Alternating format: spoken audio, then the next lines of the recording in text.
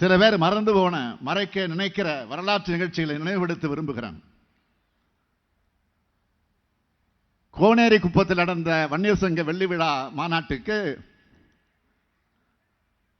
நம்முடைய தலைவர் கலைஞர் அழைச்சாரு. யாரு? ஐயா ராமதாஸ் அவர்கள். அன்னைக்கு மேடையில் என்ன பாராட்டி பேசினார் அவர்? ஞாபகம் இருக்கா? அவர் மறந்திருக்க மாட்டார். நீங்க மறந்தாலும் வன்னியர் சமுதாய மக்கள் மறந்திருக்க மாட்டாங்க. 1987 ஆண்டில் முதல் இடஒதுக்கீட்டுக்காக நாங்கள் போராடணும். 21 உயிர்களை பலி கொடுத்ததை தவிர ஒன்றும் நடக்கல. அன்னைக்கு இருந்த அதிமுக முதலமைச்சரை பார்க்கவே முடியல. ஆனா கலைஞர் ஆட்சிக்கு வந்தார். வந்தவுடன் என்னை அழைச்சி இடஒதுக்கீட்டு தந்த கலைஞர் அவர்களே, உங்களுக்கு நன்றி, இந்த சமுதாயம் என்றென்றும் உங்களுக்கு நன்றி கடன் பட்டிருக்குன்னு தெரிவித்தார். நீங்க மட்டும் 20 விழுக்காடு இடஒதுக்கீடு தரலன்னா, இங்க மத்திய அமைச்சர் சொன்னதை போல கூலி வேலை செஞ்சுக்கிட்டு ஓட்டு மட்டும் போடுகிற சமுதாயமாக இந்த ஒடுக்கப்பட்ட சமுதாயம் இருந்திருக்கும். அதை மாத்தின பெருமை நம்முடைய தலைவர் கலைஞர் அவர்களே சாரும்னு சொன்னீங்களே ஐயா, டாக்டர் அவர்களே சொன்னீங்களா இல்லையா? அத்தகைய சாதனையை செஞ்ச இயக்கம் தானே திராவிட முன்னேற்ற கழகம். கடந்த தேர்தலில் அதிமுக பாமக கூட்டணி முறிச்சதும் அதிமுகவும் பாமகவும் மாறி மாறி அவங்க ஆட்சியில் வழங்கின இடஒதுக்கீடு பற்றி குற்றம் சொல்றாங்களே,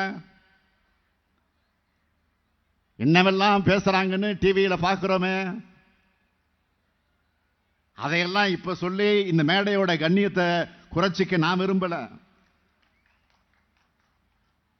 மரியாதைக்குரிய ராமசாமி படையாச்சார் அவர்களுக்கு சென்னையில சிலை வைக்கணும்னு திரு வாழப்பாடி ராமமூர்த்தி அவர்களும்,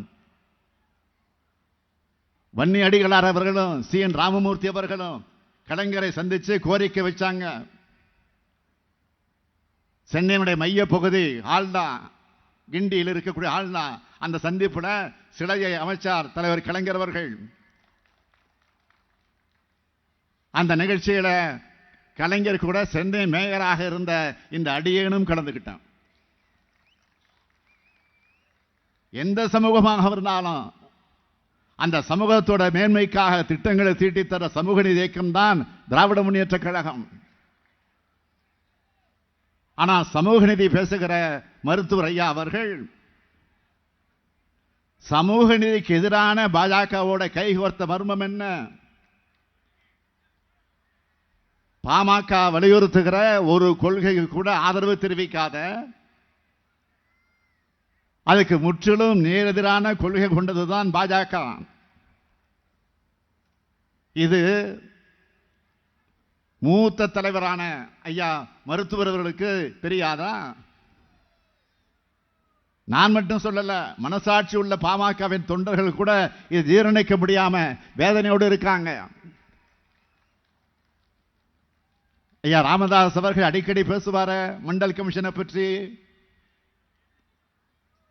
மண்டல் கமிஷன் பரிந்துரைகளை அமல்படுத்தினப்போ நாட்டில் திட்டமிட்டு எப்படியெல்லாம் கலவரம் பண்ணுச்சு பாஜக. சமூக நீதி காவலர் VP சிங் அவர்களோட ஆட்சியை பாஜக கவிழ்த்துச்ச. இப்போ கூட பிற்படுத்தப்பட்ட பட்டியலின பழங்குடியின மக்களோட இடஒதுக்கீட்டை முழுமையா க்ளோஸ் பண்றதுக்காக எவ்வளவு படுபாதகங்களை பாஜக பண்ணி இருக்கு, அதை மறந்துட்டாரா? பாமகவின் சார்பில் இப்போ தேர்தல் அறிக்கையில் ஐயா ராமதாஸ் என்ன சொல்லி இருக்காரு? 2021 நடந்திருக்க வேண்டிய மக்கள் தொகை கணக்கெடுப்பு சென்சஸ் இந்த ஆண்டு இறுதியில் நடக்கிறது. அப்போது இந்தியா முழுவதும் மக்கள் தொகை கணக்கெடுப்போடு சாதிவாரி கணக்கெடுப்பையும் சேர்த்து நடத்த பாமக பாடுபடும் சொல்றாரு. நாம கேட்கிறது, தன்னுடைய ஆட்சி காலத்தில் பிரதமர் நரேந்திர மோடி இதை ஏன் செய்யலன்னு கேட்டாரா? இப்போதாவது அந்த கோரிக்கை பிரதமர் ஏற்றிருக்கிறாரா? மோடி அவர்கள் இப்போ கேரண்டி விளம்பரப்படுத்துகிறார, ஜாதிவாரி கணக்கெடுப்பு நடத்த உங்களுக்கு கேரண்டி கொடுத்தாரா? மோடி கேரண்டில் இடஒதுக்கீட்டின் வரம்பு உயர்த்துவதற்கான உறுதிமொழி உண்டா? ஐயா ராமதாஸ் அவர்கள் மோடியிடமோ அமித்ஷாவிடமோ அதற்கான உத்தரவாதத்தை பெற்றிருக்கிறாரா? இன்னும் சொல்லணும்னா, ஐக்கிய முற்போக்கு கூட்டணி அரசு எடுத்து வைத்த சாதிவாரி கணக்கு கூட வெளியிடாம முட்டுக்கட்ட போட்டதுதான் பாஜக. இன்று இந்திய அளவில் நம்முடைய கோரிக்கை ஏற்று ஜாதிவாரி கணக்கெடுப்பை நடத்தவும் இடஒதுக்கீட்டை அதிகரிக்கவும் வாக்குறுதி அளித்திருக்கக்கூடிய ஒரே தேசிய கட்சி எதுன்னு கேட்டீங்கன்னா காங்கிரஸ் கட்சி தான். மல்லிகார்ஜுன கார்கே வெளியிட்ட தேர்தல் அறிக்கையில் அதை வாக்குறுதியாக தந்திருக்கிறார். பாஜகவினுடைய தேர்தல் அறிக்கையில் அந்த மாதிரி வாக்குறுதி உண்டா? நம்முடைய அருமை சகோதரர் ராகுல் காந்தி அவர்கள் செல்லும் இடமெல்லாம் இதை பற்றி பேசுறாரு. இது சொன்னா நீங்களே ஏன் கணக்கெடுப்பு நடத்தலன்னு நம்மளை கேட்கிறாரு. நான் மீண்டும் மீண்டும் சொல்றது, சாதிவாரி மக்கள் தொகை கணக்கெடுப்பு என்பது அரசியலமைப்பு சட்டத்தால் அங்கீகரிக்கப்பட்டு எடுக்கப்பட வேண்டியது. அதற்கான அதிகாரம் ஒன்றிய அரசு கிட்ட தான் இருக்கு. மாநில அரசால சர்வே தான் எடுக்க முடியும். நல்லா புரிஞ்சுக்குங்க, மாநில அரசால சர்வே தான் எடுக்க முடியும், சென்சஸ் எடுக்க முடியாது.